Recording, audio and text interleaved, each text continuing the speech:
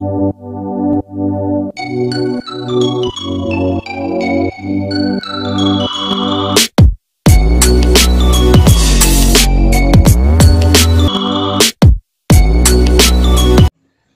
Dear students, तो आज की क्लास में हम pair of linear equation in two variable की कुछ एग्जांपल्स आज हम देखेंगे।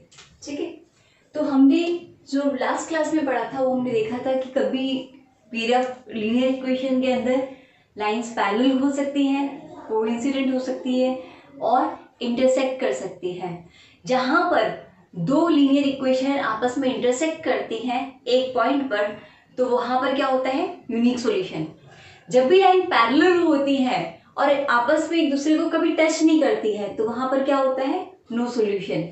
और जब भी आपकी लाइन एक दूसरे के ऊपर ओवरलैप करती है या कोइंसिडेंट करती है, वहां पर क्या होता है, आपका इनफाइनाइट नंबर ऑफ सॉल्यूशंस होता है।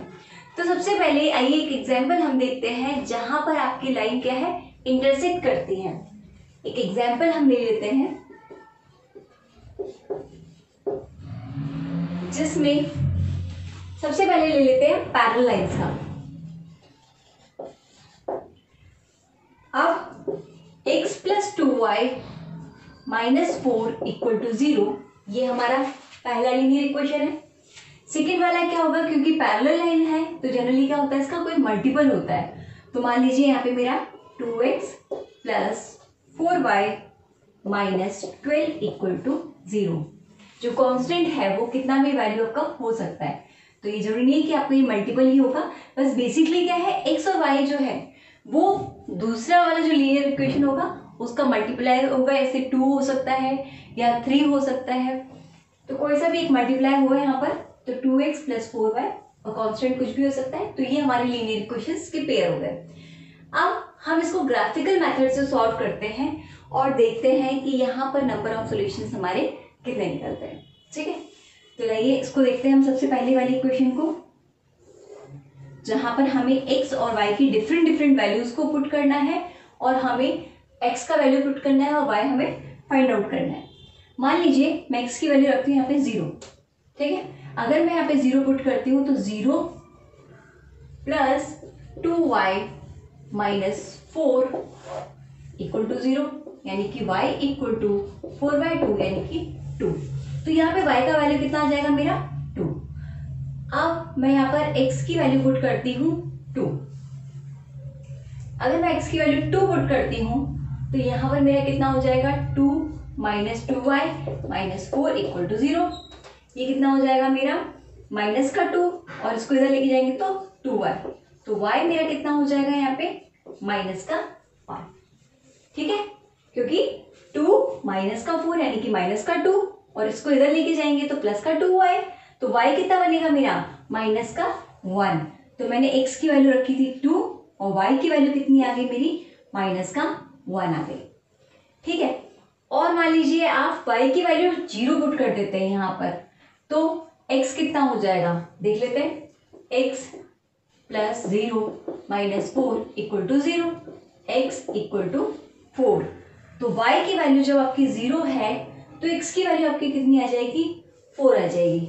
ठीक है, तो इस तरीके से आप अलग अलग वैल्यूज को रखकर यहाँ पर देखेंगे, पुट करेंगे और x और y के अंदर इस तरीके से आप रिलेशन निकालते चले जाएंगे।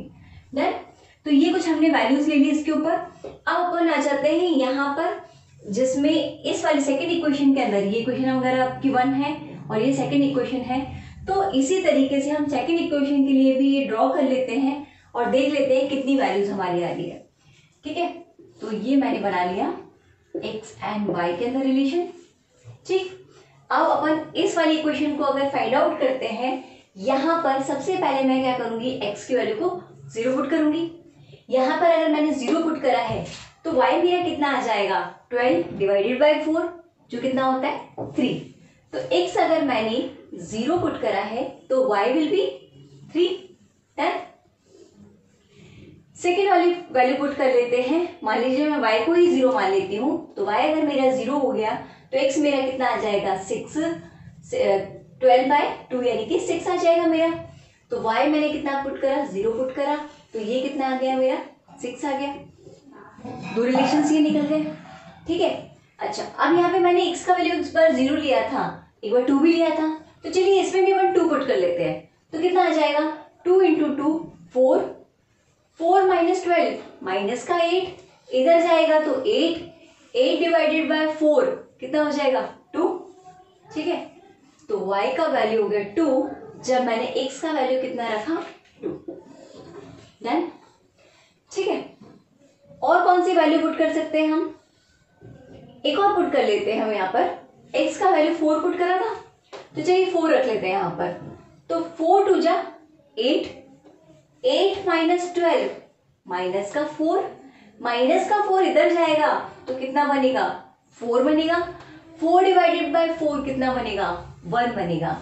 तो y का वैल्यू कितना आ गया मेरा 1, जबकि मैंने x का वैल्यू कितना रखा था 4 रखा था। ठीक है, ये टेबल और कैलकुलेशन आप अपने आप से भी कर सकते हैं, देख सकते हैं कि कितनी कितनी वैल्यूज आ रही है।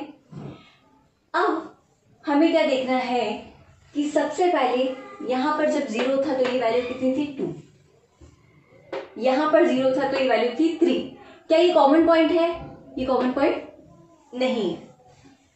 2 है तो यहाँ पे कितना है माइनस का 1, जब यहाँ पे 2 है तो ये कितना है 2, अगेन ये कॉमन पॉइंट नहीं है।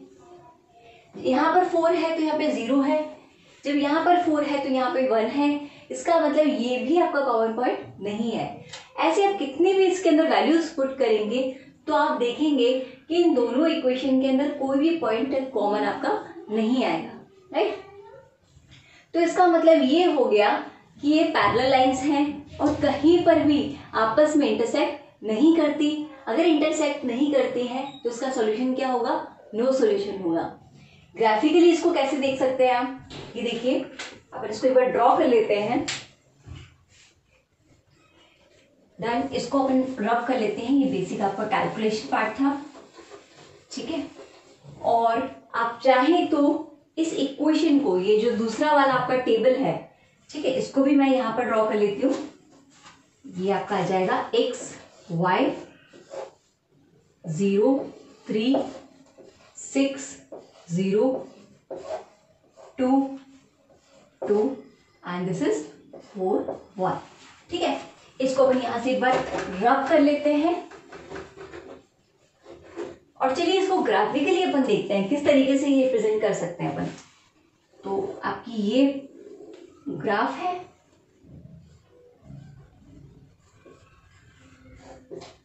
ये आपका ओरिजिन पॉइंट है 0 0।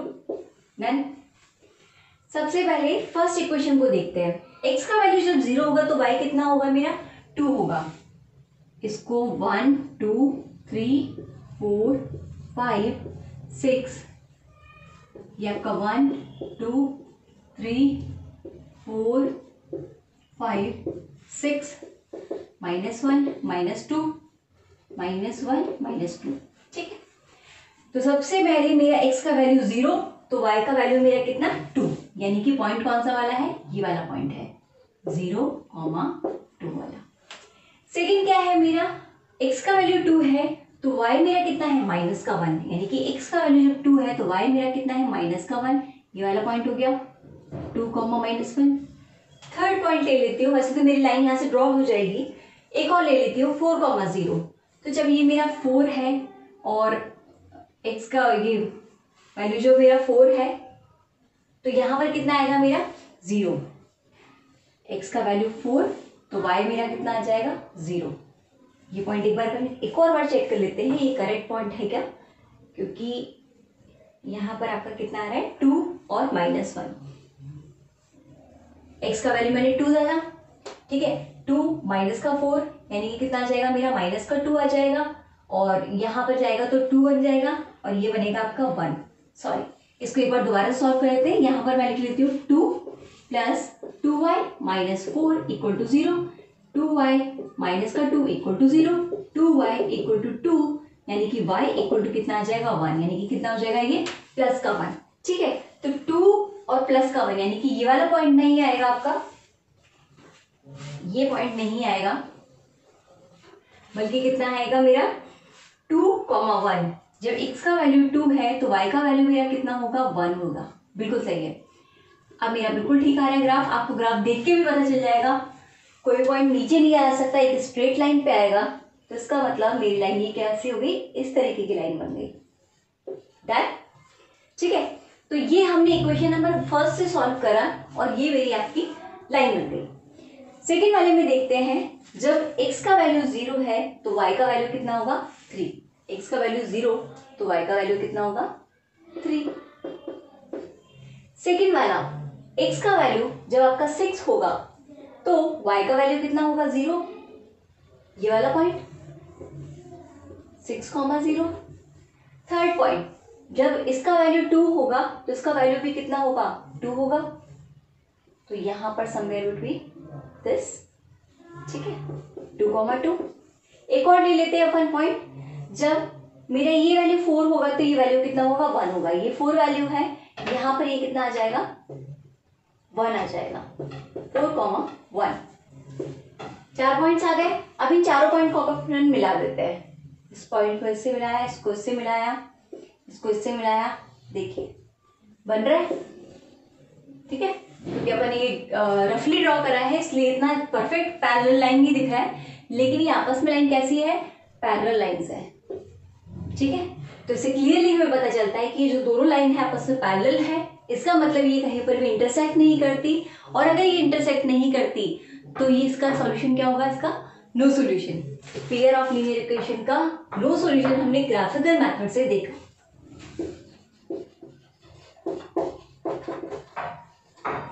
डन।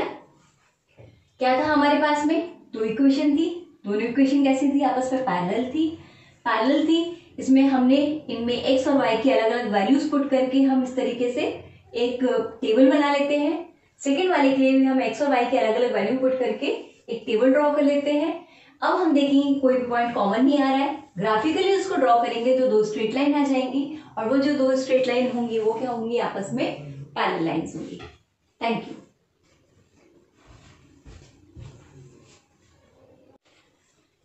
ये students, pair of linear equation in two variable के अंदर अब हम एक ग्राफिकल मेथड से देखेंगे वो पॉइंट जहां पर पॉइंट कोइंसाइड कर रहे हैं, ठीक है। तो कोइंसिडेंट पॉइंट के लिए एक एग्जांपल हम देख लेते हैं।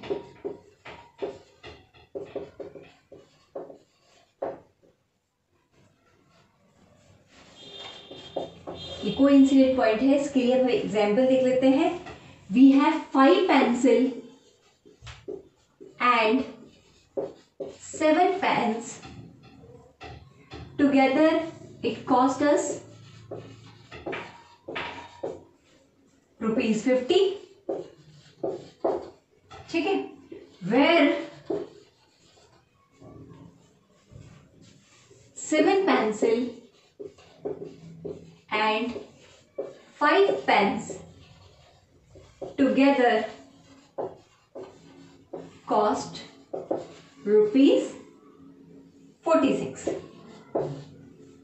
तो ये एक एग्जाम्पल है आपका, इस एग्जाम्पल को हमें सॉल्व करना है और हमें क्या निकालना है, ये this is 46। Find the cost of 1 pencil and 1 pen. So this is our question. In this question we have given 5 pencil and 7 pens together cost ₹50, where 7 pencil and 5 pens together cost ₹46. Find the cost of 1 pencil and 1 pen. इसको अब हम कैसे linear equation in two variables solve करते हैं, देखते हैं। करना क्या है हमें, पेंसिल को आप मान लीजिए कोई क्वांटिटी x है, कोई वेरिएबल नंबर है। पेन आप मान लीजिए कोई क्वांटिटी y है, वेरिएबल नंबर है। क्यों, क्योंकि चेंजेस हो रहे हैं। 5 पेंसिल है, 7 पेन है, यहाँ पर 7 पेंसिल है, 5 पेन है, तो यहाँ पे पेन और पेंसिल जो है वो बदल रहा है, उसका नंबर बदल रहा है। तो हम क्या करेंगे, यहाँ पर पेंसिल x मान लेंगे और पेन को हम y कंसिडर कर लेंगे। अब मुझे क्या करना है, सबसे पहले जो इन्फॉर्मेशन दी हुई है इससे एक इक्वेशन बनानी है। तो देखिए 5 पेंसिल, एक पेंसिल की कॉस्ट कितनी है, x है, तो 5 into x plus 7 into pen की कॉस्ट क्या है, y है, तो 7 इंटू वाई टुगेदर यानी कि प्लस हो जाएगा, कॉस्ट ₹50। तो हम क्या लिखेंगे यहाँ पे 5x plus 7y is equal to 50। तो टोटल कॉस्ट इज 50। इसको 5.80 से मल्टीप्लाई कर देंगे और इसको 7 से मल्टीप्लाई कर देंगे, तो ये हमारा फर्स्ट इक्वेशन आ गया। सेकेंड के लिए देखते हैं हम 7 pencil and 5 pen. 7 into the cost of the pencil that is 7x plus 5 pen यानी कि 5 इक्वल टू 46। तो this is our equation number 1, this is our equation number 2। तो this is pair of linear equation, this is pair of linear equation in two variable is x and y। Done. तो इसको कैसे हम solve करते हैं, इसको हम graphical method से सॉल्व करते हैं। ग्राफिकल मेथड से सॉल्व करने का मतलब वही है, हमें टेबल बनानी है, x और y के बीच में रिलेशन देखना है और देखना है कि कौन सा इनका कॉमन पॉइंट आता है और वही कॉमन पॉइंट से हमें x और y का वैल्यू निकल जाएगा। तो चलिए सबसे पहले मैं इसके लिए टेबल बना लेती हूँ x और y की। ये मेरा x और y आ गया। यहाँ पे मैं x का वैल्यू 0 पुट करती हूँ। अगर मैं x का वैल्यू 0 पुट करती हूँ तो मेरा ये कितना हो जाएगा 50/7। ये 0 हो गया, तो दिस इज माई 50/7। अगर मैं y का वैल्यू 0 पुट करती हूँ तो यहाँ पर मेरा कितना हो जाएगा 50/5, यानी कि कितना हो जाएगा 10। तो ये कितना आ गया मेरा 10। देन ये ऐसा नंबर आ रहा है बहुत सिंपल सा, तो ये कितना हो गया मेरा 10। अब मैं सेकंड वाले के लिए मैं ड्रॉ कर लेती हूँ। सेकंड वाले के लिए क्या करूंगी, मैं एक और टेबल बना लेती हूँ यहाँ पे। ये फर्स्ट वाले की टेबल मान लीजिए, ठीक है। ये सेकंड वाले की आप टेबल बना लीजिए।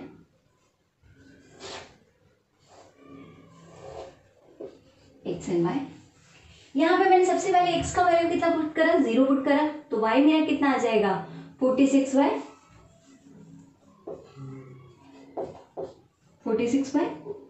आ जाएगा। अगर मैंने यहाँ पे y का वैल्यू 0 पुट करा तो ये कितना हो जाएगा x इज इक्वल्स टू 46/7। तो दिस इज 46/7, दिस इज 46/7 आ जाएगा। इस तरीके से मेरा आ जाएगा। और अपन यहाँ पर एक और काम करते हैं कि x का वैल्यू मैं कितना पुट कर लेती हूँ, 0 मेरा आ चुका है, यहाँ पर ये वैल्यू आ चुकी है, 10 पुट कर लेती हूँ मैं यहाँ पे। तो देखिए यहाँ पे 10 पुट कर लेते हैं तो कितना हो जाएगा 70। एक सेकेंड, इसको अपन 0 पुट करा था अपने, डन, ठीक है ठीक है। 7 इंटू 10 में यहाँ पे पुट कर लेती हूँ तो यहाँ पर कितना आ जाएगा 70 आ जाएगा।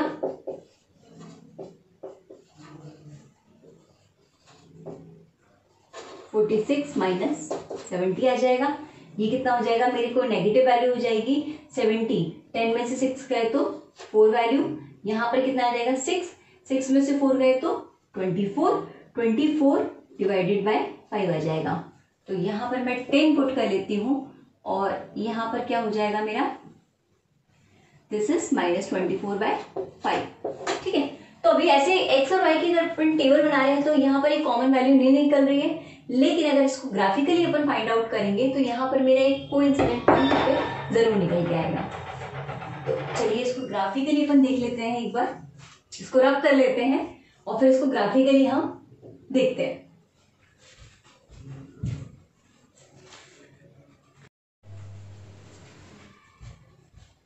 तो इसको हम ग्राफिकल मेथड से देखते हैं। ग्राफिकल मेथड में हमें वो टेबल काम आने वाली है, ठीक है।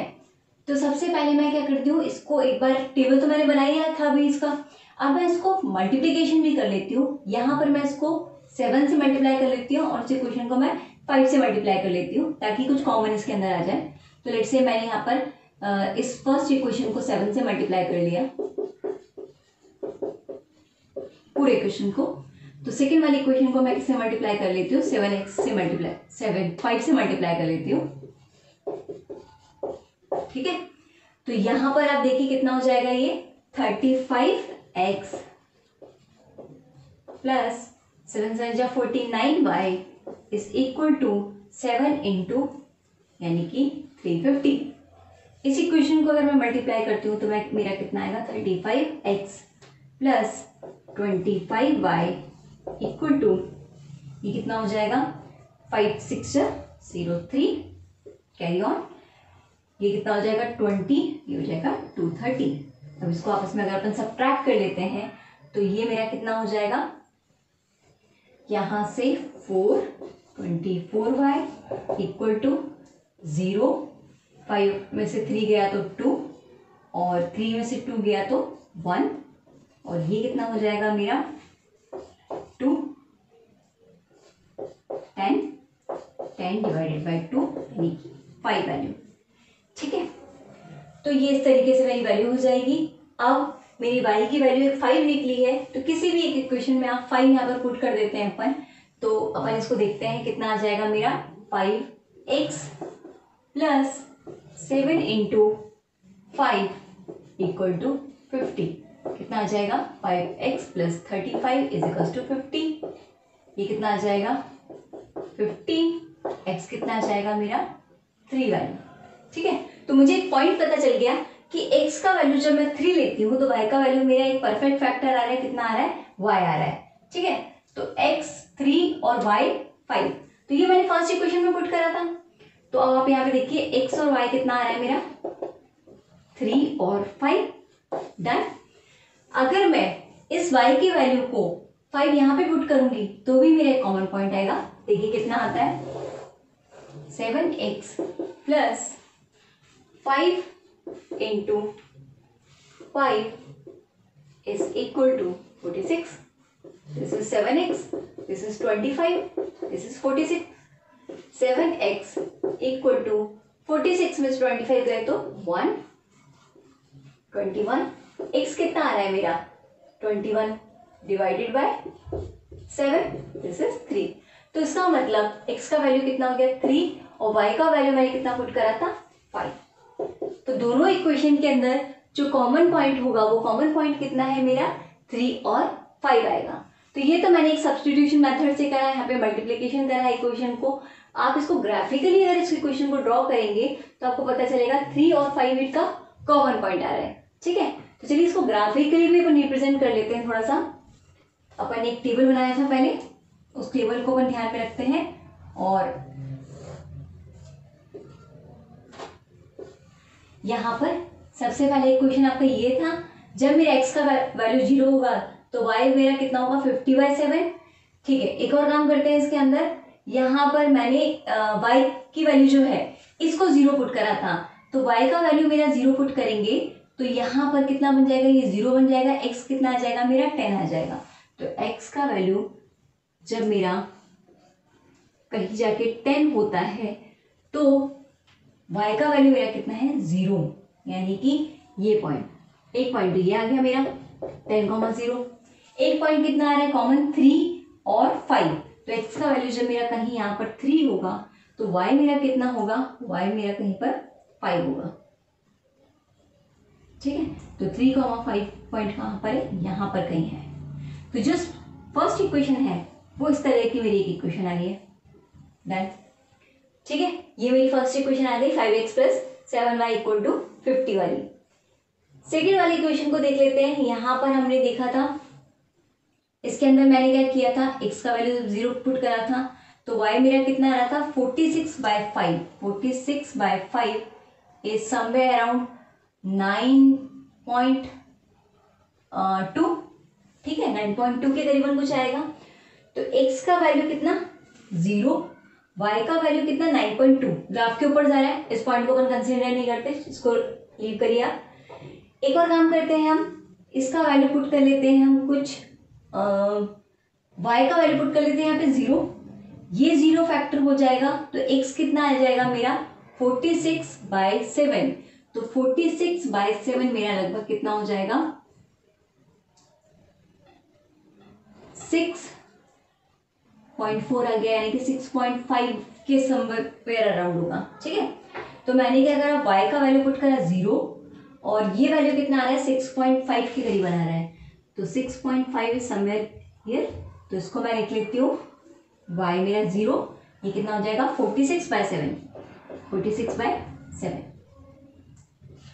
ठीक है, ये पॉइंट आ गया। दूसरा पॉइंट मेरा कॉमन क्या था 3.5 वाला पॉइंट है, तो 3.5 वाला ये पॉइंट है। तो इसका मतलब ये है कि ये थोड़ा सा ये गलत बन गया है, इसको इस तरीके से यहाँ पर आप ड्रॉ करेंगे, क्योंकि ये पॉइंट क्या होना चाहिए मीटअप करना चाहिए। तो आपकी लाइन कुछ इस तरीके से जाएगी, इस तरीके से जाएगी, ठीक है। ये इस तरीके से रिप्रेजेंट नहीं हो रहा है, जब आप उसको अच्छे से ग्राफ पे ड्रॉ करेंगे तो रिप्रेजेंट हो जाएगा। तो ये कहीं एक कॉमन पॉइंट 3,5 पर इस तरीके से आपकी लाइन कट करेगी, मीटअप करेगी। तो ग्राफिकल मेथड से भी आप अलग अलग पॉइंट्स रख के उसको ग्राफ से ड्रॉ कर सकते हैं। हालांकि यहाँ पे पॉइंट्स रखना थोड़ा सा टफ था, क्योंकि 3 और 5 को इमेजिन करना थोड़ा सा डिफिकल्ट होता है। जनरली आप क्या करते हैं, एक्स और वाई की जनरल वैल्यू क्या रखते हैं, 0 रखते हैं। तो अब 0, 1, 2, 3 इस तरीके से आप पॉइंट पुट करते जाएंगे तो आपको पता चलेगा ग्राफिकली यहाँ पे कहाँ पे मीटअप हो रहा है, 3 और 5 पर मीटअप हो रहा है। ठीक है स्टूडेंट्स, तो ये एक जनरल क्वेश्चन था जहां पर आपका एक पॉइंट कोइंसिडेंट करता है। Thank you.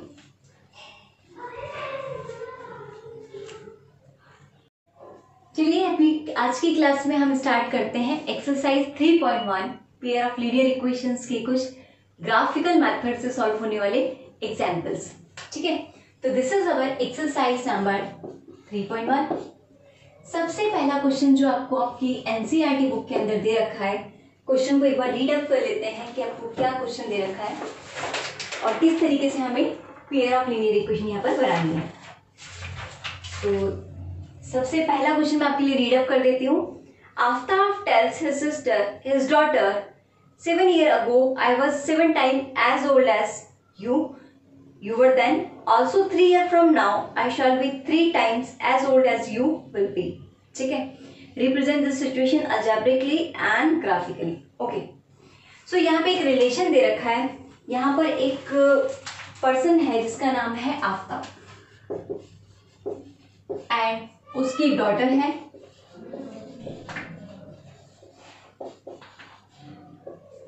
ये इसकी डॉटर है। अब इन दोनों की एज रिलेशनशिप हमें दे रखी है आफ्ताब और उसकी डॉटर की। तो सबसे पहले 7 years ago I was 7 times as old as you. 7 years ago मैं मान लेती हूँ आफ्ताब की एज कुछ है,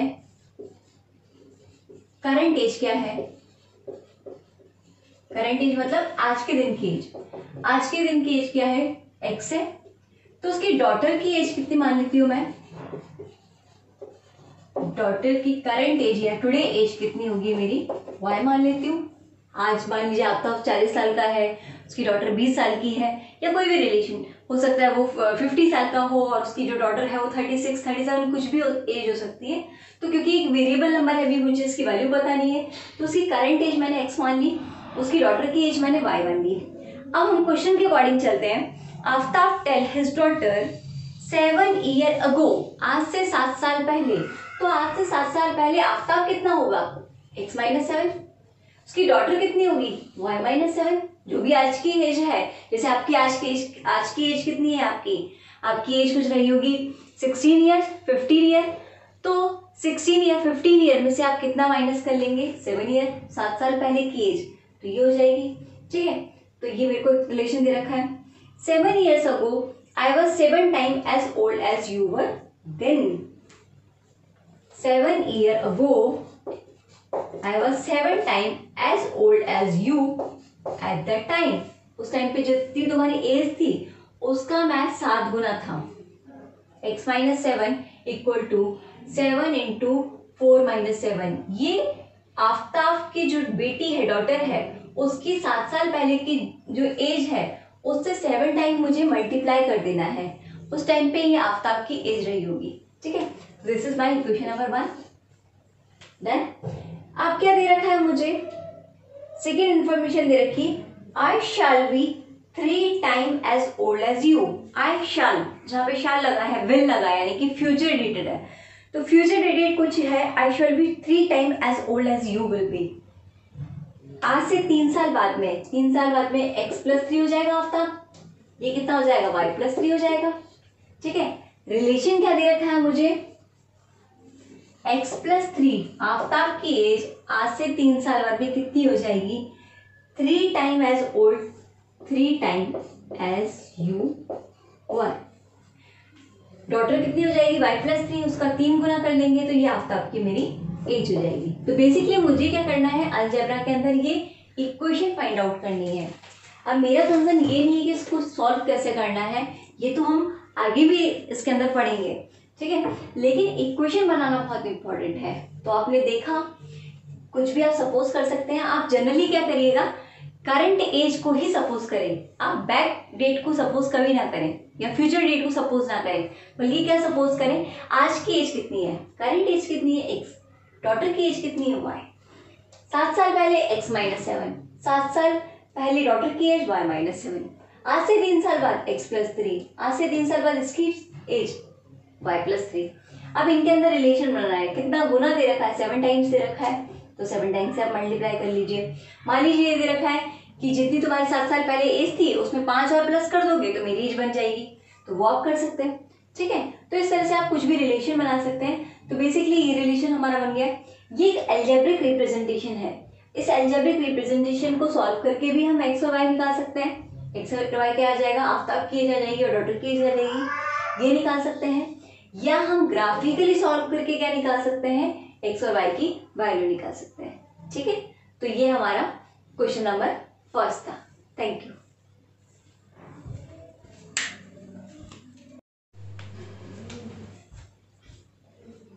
चलिए अब देखते हैं एक्सरसाइज 3.1 का क्वेश्चन नंबर 2। क्या दे रखा है हमें, we have given the coach of a cricket team buys 3 bats and 6 balls for ₹3,900. Later, she buys another bat and 3 more balls of same kind of ₹1,300. Represent this situation algebraically and geometrically. So what we have given is, we have given 3 bats and 6 balls for ₹3,900, ठीक है। Second हमें दे रखा है later she buys another bat and 3 more balls। Another bat यानी कि एक bat हो गया यहाँ पे एंड 3 balls फॉर ₹1,300, ठीक है। तो आपको एक बेसिक सा फंडा जरूर यूज करना है। आपको ये भी पता होगा कि बॉल की कीमत हमेशा बैट से थोड़ी कम होगी, तो जब आप फाइंड आउट करें तो आपको ये कहीं ना कहीं दिख जाएगा, ठीक है। तो कॉमन सेंस भी आपको थोड़ा सा यूज करना है। आप देख रहे हैं जब बैट बढ़ रहे हैं तो 6 balls हैं, तो यहाँ पर कीमत कितनी हो गई, 3,900। जब बैट कम हो गए, बॉल भी आपकी कम है, तो यहाँ पे कीमत कितनी होगी, 1,300, ठीक है। लगभग इसका 1/3 हो गया। अब मैं क्या करती हूँ, इसके अंदर सपोज करती हूँ बैट का मेरा प्राइस कितना है x, बॉल का प्राइस कितना है ₹5, एक बॉल का एक बैट का, ठीक है। इक्वेशन कैसे बनेगी, 3 bat plus 6 ball equal to 3,900। Second क्या बनेगा मेरा, x प्लस 1 से मल्टीप्लाई करेंगे इसलिए x plus 3 into y is equals to 1,300। Done, ये इक्वेशन है। तो ये हो गया अलजेब्रिक मेथड जिससे हम इसको रिप्रेजेंट कर रहे हैं। अब सिंपली हमें क्या करना है, इसको सॉल्व करना है। सॉल्व करने के कई सारे तरीके हो सकते हैं। ग्राफिकल मेथड से हम सॉल्व कर सकते हैं, ग्राफ बनाएंगे इसका, और जहाँ पे इंटरसेक्ट करेगा वो पॉइंट क्या होगा, आपका सोल्यूशन हो जाएगा। नहीं तो आपको इसको 3 वैल्यू से मल्टीप्लाई करके देखेंगे और इक्वेशन कट डाउन हो जाएगी और वहां पर एक्स और वाई की वैल्यू निकल जाएगी, ठीक है। तो this is your question number 2, जहां पर बैट को हमने एक्स माना, बॉल को हमने वाई माना, सम करके अलजेब्रिकली इसको रिप्रेजेंट कर लिया। Thank you.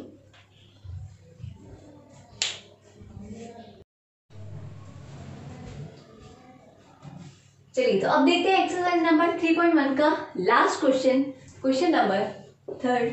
ये हमें क्या दे रखा है,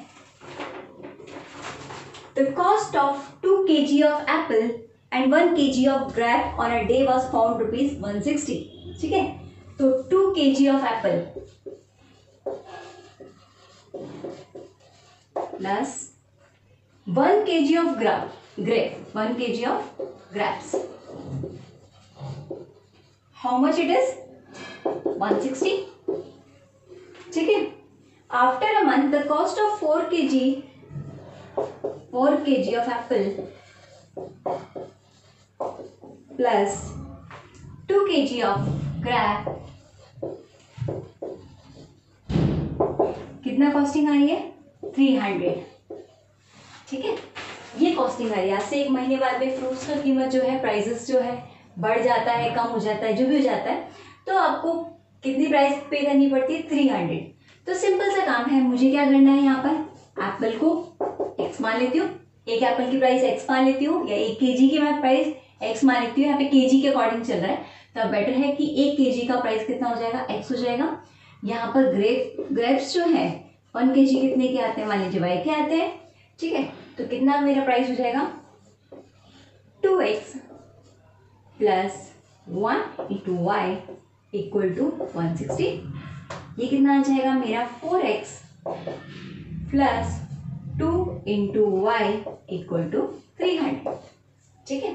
तो इस तरीके से आप बहुत सिंपल तरीके से आपको इक्वेशन बनाना है। 2 इक्वेशन बनेंगी क्योंकि यहाँ पे 2 वेरिएबल हैं, और 2 इक्वेशन बनने के बाद में उसको आप ग्राफिकल मेथड से सॉल्व करके उनकी वैल्यूज निकाल सकते हैं, x की प्राइस निकाल सकते हैं, y की प्राइस निकाल सकते हैं। नहीं तो आप बेसिकली अभी क्या देखने वाले हैं? सिर्फ अलजेब्रिक रिप्रेजेंटेशन देखने वाले हैं। तो किस तरीके से हमने इसको एप्पल और ग्रेप्स को हमने रिलेशनशिप में इस तरह से यहाँ पर दिखाया है, ठीक है।